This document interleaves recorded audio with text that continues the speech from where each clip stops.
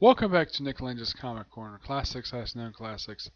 This is episode number 659 and Doubleshot number 563. As you see behind me, I've changed locations. Simply put, moved out of my old place. My parents and I moved to a brand new place. Yep, and this is my new bedroom.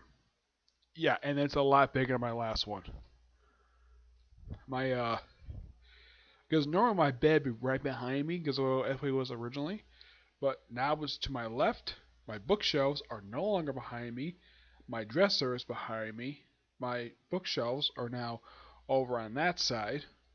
I may do like a room tour eventually once everything all set up in here, but a lot of that stuff is set up and it's a lot different setup. Oh, and if you're wondering what's behind me, that's the bathroom. I have the door closed so you don't see the bathroom. Alright, so first video I've recorded in my new location. Well, my new home. Okay, we have two Transformer trays. This is going to be the first of about 3 videos in a row where pretty much almost nothing but IDW trays. So in the third one, we're going to have a DC tray.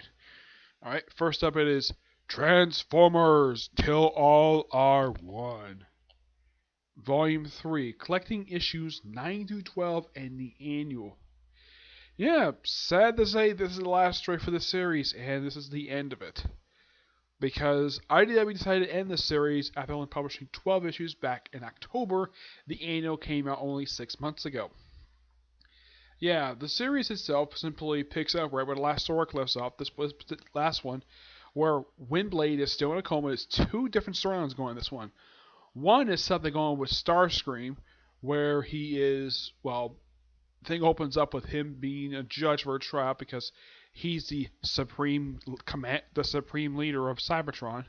So he presides over his trial, and the person who he's, well, trying to convict, he does convict them, and instead of like sentence him to prison or execute him, though they can't exactly execute. How you can execute robots? Probably vaporizing their head, probably turn off their spark. And instead he gets banished to get a particular machine that Windblade is after.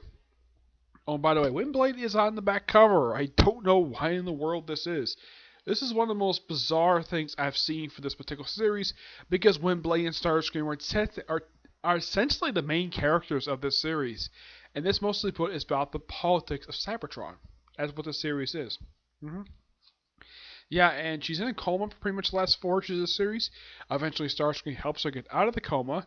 She kind of been in the coma since she saved Cybertron from the Titans. Yeah, these gigantic Transformers that are bigger than the regular Transformers. These things are the size of planets. Yeah, basically they're twice the size of Jupiter. Think of them as basically, I don't know if John Barber himself basically took the idea from Marvel where the Celestials are so freaking huge. So I think he must have borrowed the idea of the Titans from the Celestials from Marvel Comics. Because they are essentially but the same exact size, except the Celestials are these metallic beings, not essentially robots per se, but they are giant mechanical beings. In the case of the Titans, they are gigantic Transformers.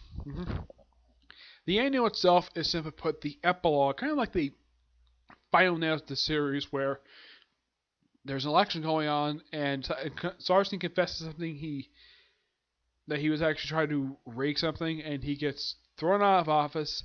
And Windblade is elected the new leader of Cybertron because during the time when she was in a coma, her position, now she was still city speaker, except she was represented from her home planet, from her home colony of Chimerion, I think it's called, and she was temporarily moved from office due to her being in a coma, so they elect someone to replace. She had not officially sworn back in yet, so she ran for the office. She ran for Starscream's office and won.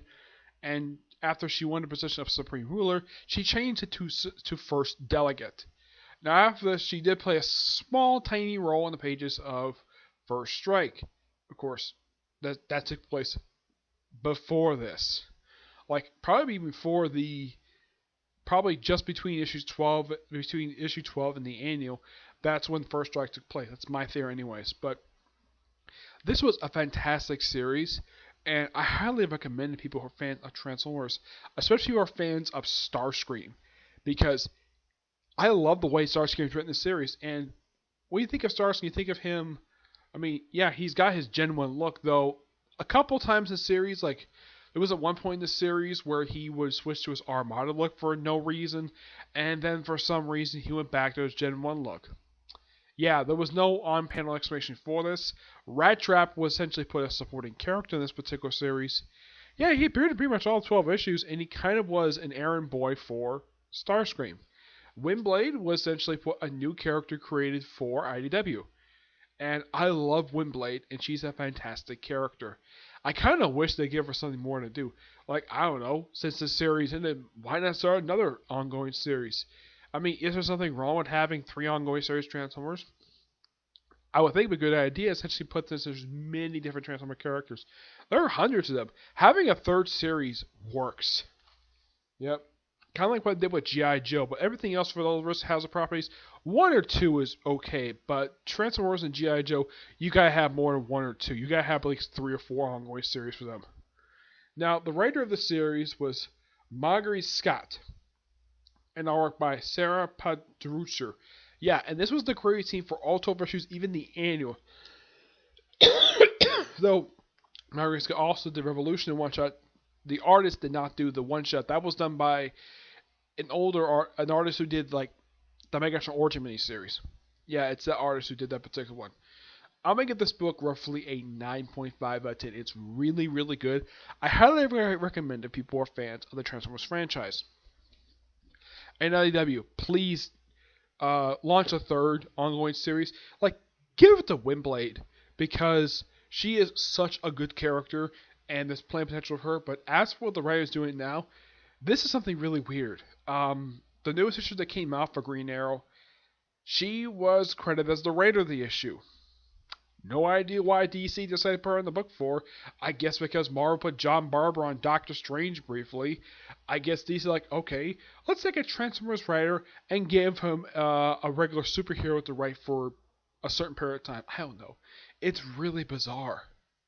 Yeah, but in the case of John Barber's run on Doctor Strange, it was brief, like one story arc, and then he left, and was after Danny Costas. Alright, next up is Transformers Redemption of the Dinobots. Excuse me. This trade collects 3 one-shots, all written by John Barber and all worked by Liv Remedel. These one-shots are called Punishment, Redemption, and Salvation. Yeah, 3 one-shots that came out just this year. And yes, Windblade does play a role in this series. And from what I can tell for the series, it definitely also takes place between issue 12 and the annual, because Starscream is still the ruler of Cybertron, so that's kind of where you put these 3 one-shots. They are good one-shots, yes, and it's just, well, it's basically just a series of stories for the Dinobots, because they don't get much limelight in IDW at all.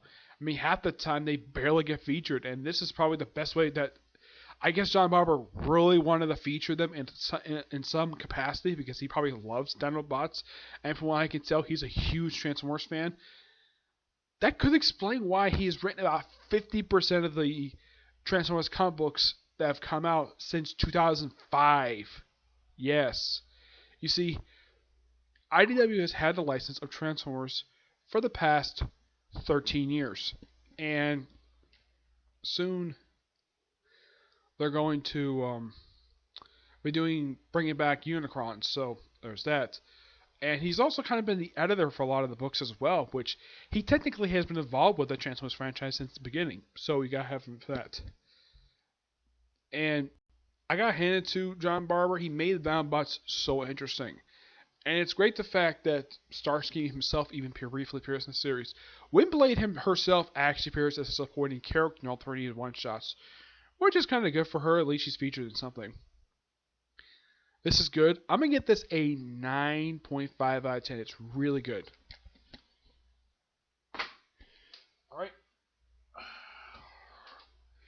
That's it for this episode. Stay tuned for the next episode, which is going to be episode number 660 and Doubleshot number 564. Okay? But do see you in the next episode. Bye.